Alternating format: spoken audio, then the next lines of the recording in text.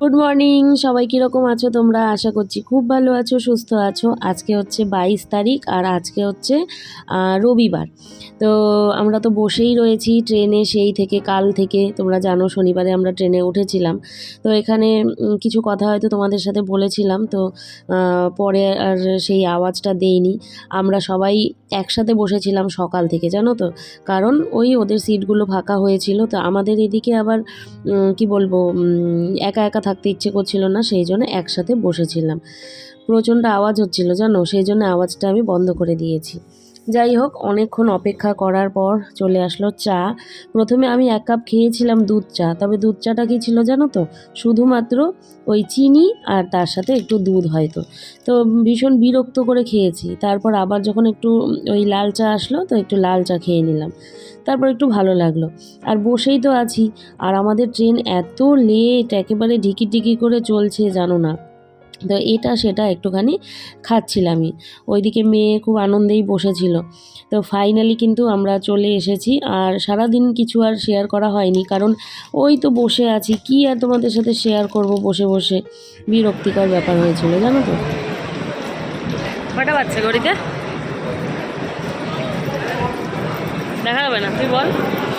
4:13 বাজে 4:13। কোথায় আমাদের নামার কথা হচ্ছে 2:30টার সময়, সেখানে নামলাম আমরা প্রায় 4:30। তো যাই এবার হোটেলের দিকে। এই দেখো, এই হচ্ছে স্টেশনের ভেতরটা। মানে সেই স্টেশন থেকে নামার পরেই, মানে ট্রেন থেকে নামার পরেই স্টেশন থেকেই কিন্তু ভালো লাগতে শুরু করেছে জানো তো। আর এত সুন্দর স্টেশনটা, মানে পুরো মন্দিরের মতো। তো যাই হোক, সেখান থেকে অটো করে চলে এসেছি আমরা। সেটার ক্লিপ নেওয়া হয়নি, কারণ হাতে ব্যাগ ছিল। তো সমস্ত ব্যাগপত্র রেখে আগে চলে এসেছে কিন্তু খাবার খেতে। আমরা ওই 5:30 নাগাদ আমরা লাঞ্চ করেছি জানো। এগুলো সমস্ত কিন্তু নিরামিষ, পনির এই সমস্ত। আর কারণ কি বলো তো, ট্রেন ছিল প্রচুর লেট। যেখানে আমাদের 2টো থেকে 2:30টার মধ্যে নামার কথা, সেখানে আমাদের ট্রেন নামিয়েছে কিন্তু ওই 4:13-15 এইরকম। তাহলে বুঝতেই পারো, সকাল থেকে না খাওয়া, ওই টুকিটাকি না খাওয়ার সমানই, ভারী কিছু খাবার নেই। আমি এখানে রাইস নিয়েছিলাম, মানে ভাত নিয়েছিলাম, আর তার সাথে যে ডাল, আর তার সাথে ওই পনিরের তরকারিটা নেওয়া হয়েছিল, যেটা দিয়ে ওরা রুটি খেয়েছিল, আমি ভাত খেয়েছিলাম। হোটেলে এসে ব্যাগপত্র সমস্ত রেখে আগে চলে গেছিলাম খেতে। তো খাওয়া দাওয়া করে আসলাম, এসে নিয়ে এইবারে মানে অনেক বেলা হয়ে গেছিলো যেহেতু, তো সেই জন্য খাওয়া দাওয়াটা আগে করে আসলাম। আর হোটেল তো আমাদের ঠিকঠাক করাই ছিল। তো এই যে বেডশিটটা আমি তো ঘর থেকে নিয়ে এসেছিলাম, তো এখন এই যে পেতে নিলাম। মানে বলে না, ঢেকি স্বর্গে গেলেও ধান ভানে। তো এই হচ্ছে সেই কথা, যে এখানে এসেও আমাকে বেডশিট পাততে হচ্ছে। তো এবারে আমি যাব ওয়াশরুম। মেয়ে ফ্রেশ হয়ে গেছে, ওর বাবা গেছে, তো তারপরে আমি হব ফ্রেশ হয়ে টয়ে নিয়ে দেখি কোথায় বেরোতে পারি নাকি। বাকি এই হচ্ছে, পরে আসছি আবার। ফ্রেশ হয়ে এসে একটুখানি শুয়ে পড়েছিলাম, চোখটা লেগেও গেছিলো, ঘুম আসেনি।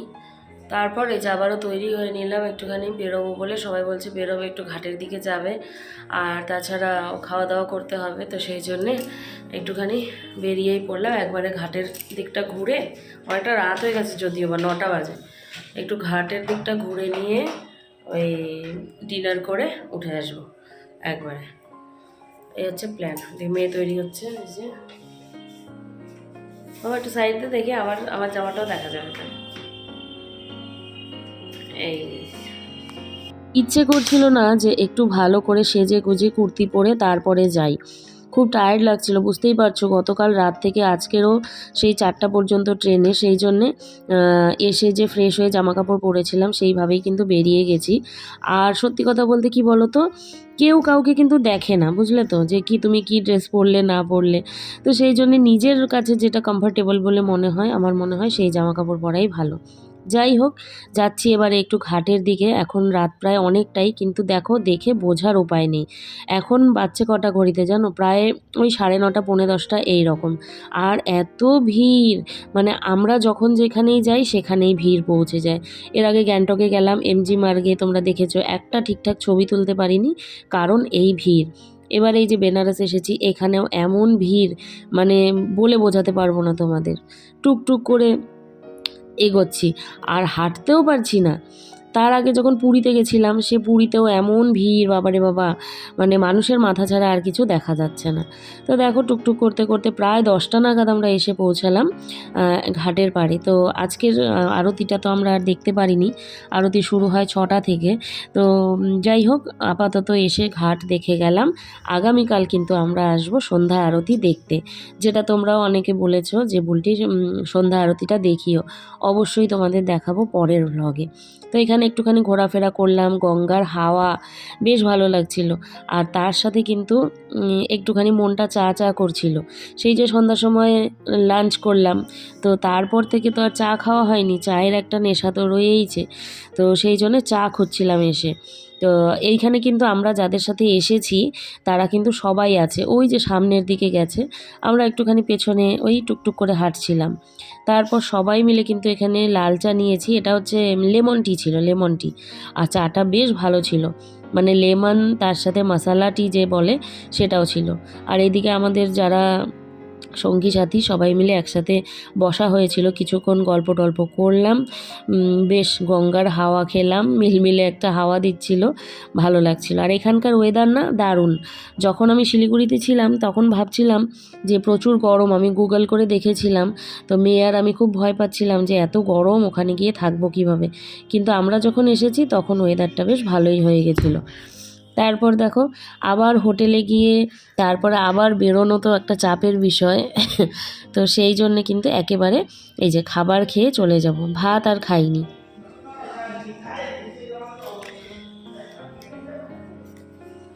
মনে হচ্ছে যেন সমস্ত মানুষ সব বেনারসেই চলে এসছে, এত ভিড়, মানে পা ফেলার জায়গা নেই। আর হচ্ছে দ্বিতীয় কথা যেটা, সেটা হচ্ছে ওই ভিড়ে আর ধুলোতে আমার সমানে ডাস্ট অ্যালার্জি হচ্ছে।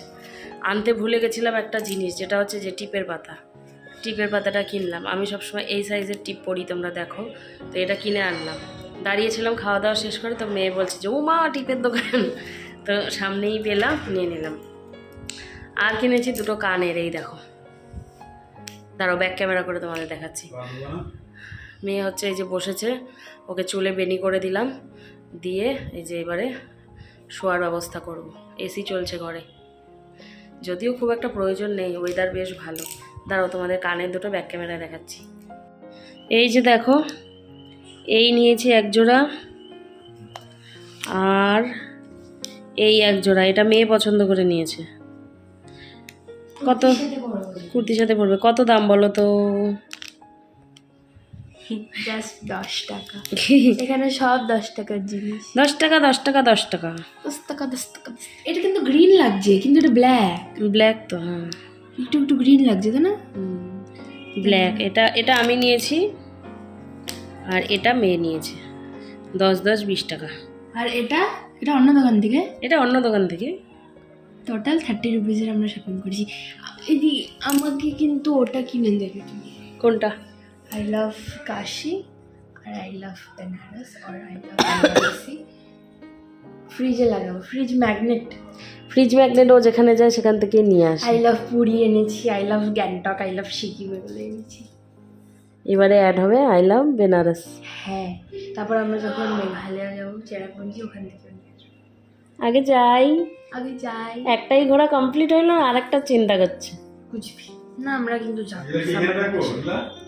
ওটা ট্রলির ওপরে রাখো।